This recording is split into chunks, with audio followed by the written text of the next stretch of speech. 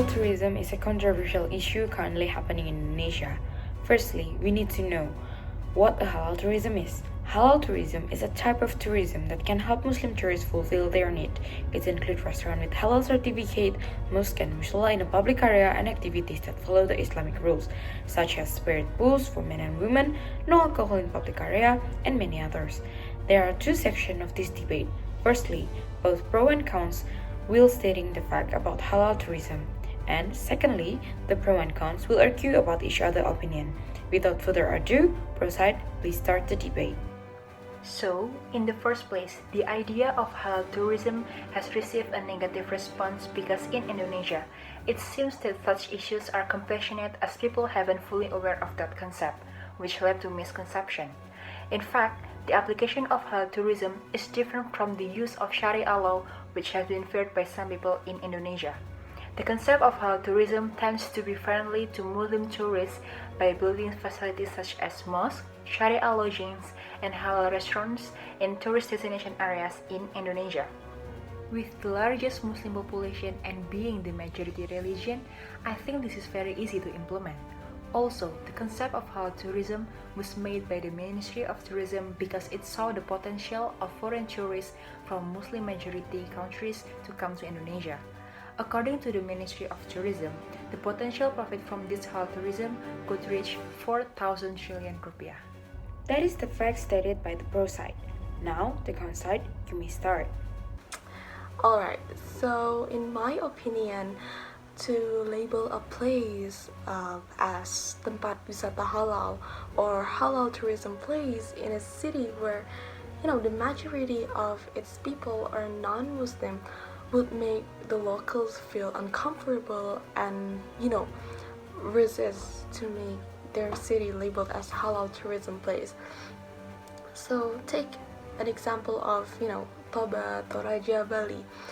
Those three cities are cities with majority of its people, with its populations are non-Muslims, and they have shown resistance to the idea because they feel like the labeling is offensive to their religion and culture, as if their religion and culture are haram and needs to be purified. So they also argue that the existence of halal tourism will kill the local wisdoms and turn an area into a religious area, though what is alleged is not true, as what Sheila have explained before about what exactly a halal tourism place is. But the problem is actually in the use of word halal, because it causes multiple interpretations in the community, especially for the ones who doesn't really understand what halal means. And the issue of religion is in Indonesia very sensitive nowadays, so therefore it creates a lot of misinterpretations and also a lot of sensitive people. With these implementations of labeling a place with the word halal tourism place, would seems like everything should obey the Islamic ways or standards. So therefore, the Ministry of Tourism is better to review the matter of using the word halal.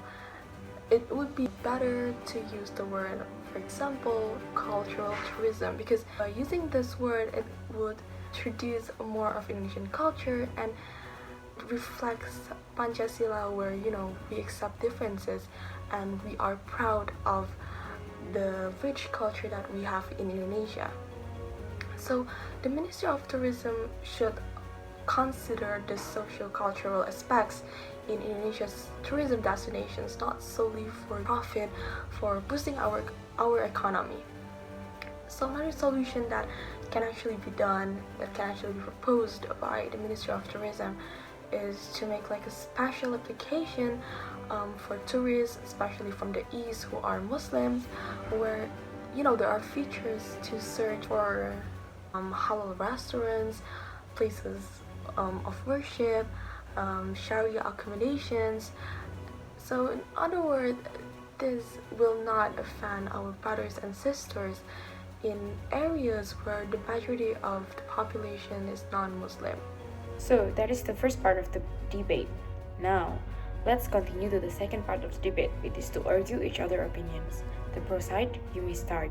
Moreover, this concept has been implemented in some developed countries where even the majority population is not Muslim.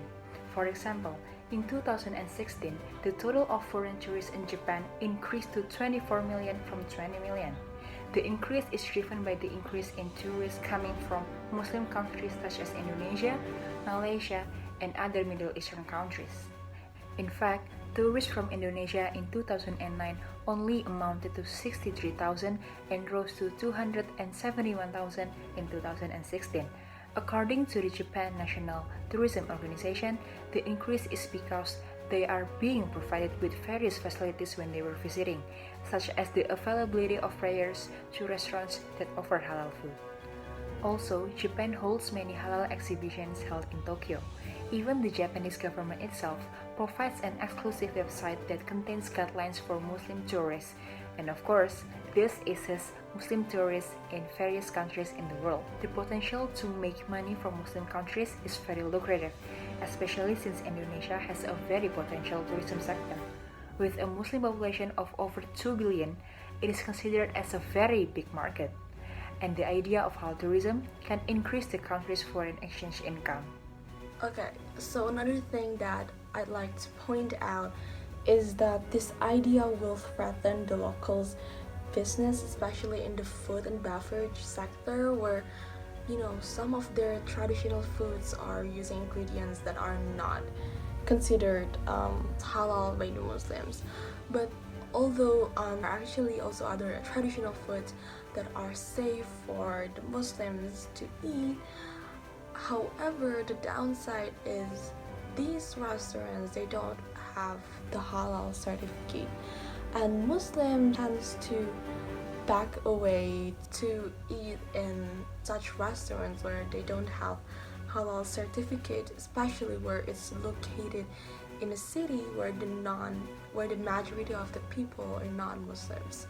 So I think the emergence of halal restaurants will disrupt the industry, as these halal restaurants will be much more popular after the city is labeled as halal tourism place. This would create chances where these halal certified restaurants make another food alternatives for these Muslims to enjoy the city's traditional foods without worrying if it's haram or not. So this is because people are trusting more on a restaurant that has been labeled as halal restaurant. So, both sides are stating their fact and arguing about each other's idea. According to the pro side, Indonesian people have a misconception about the halal tourism and tend to mix the idea with the Sharia law. She also said that the idea of halal tourism can increase the income of the country in a significant amount. Moreover, the pro side also stated that the halal tourism has been implemented not only by a Muslim country but also in a country like Japan. It's proven to be successful and increase the income of the country. On the other side, con side stated that in Indonesia, the concept of halal tourism is controversial for some places with a non-Muslim majority, such as Toraja and Bali. She also said that the Ministry of Tourism want to change the name from a halal tourism to cultural tourism for the good of all people. Furthermore, the con side stated that it will reduce the local economy, especially for restaurants that serve unhalal food. In some places, the main ingredient of some cuisines is not halal, so the restaurant cannot be labeled as halal. So there is a possibility for a new halal restaurant to open in that area and reduce the income of the local people. Now, it is the end of our debate. Thank you for listening. Bye.